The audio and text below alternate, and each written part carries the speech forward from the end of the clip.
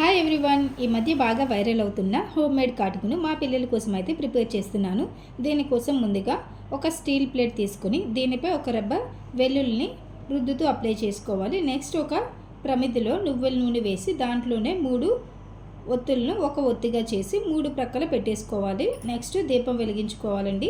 తర్వాత దీపంపై స్టీల్ ప్లేట్ను ఇలా గ్లాసుల సహాయంతో పెట్టుకోవాలి. నెక్స్ట్ ఈ దీపంలో ఉన్న నువ్వుల నూనె మొత్తం అయిపోయే వరకు ఉంచి ఆ తర్వాత ప్లేట్కు పట్టిన కాటుకుని ఇలా సెపరేట్ చేసుకొని దీంట్లో 4 డ్రాప్స్ నెయ్యిని యాడ్ చేసుకోవాలి. అంతేనండి, ఇంట్లోనే ఎలాంటి కెమికల్స్ కలపని హోమ్ మేడ్ కాటుక అయితే రెడీ అయిపోయింది.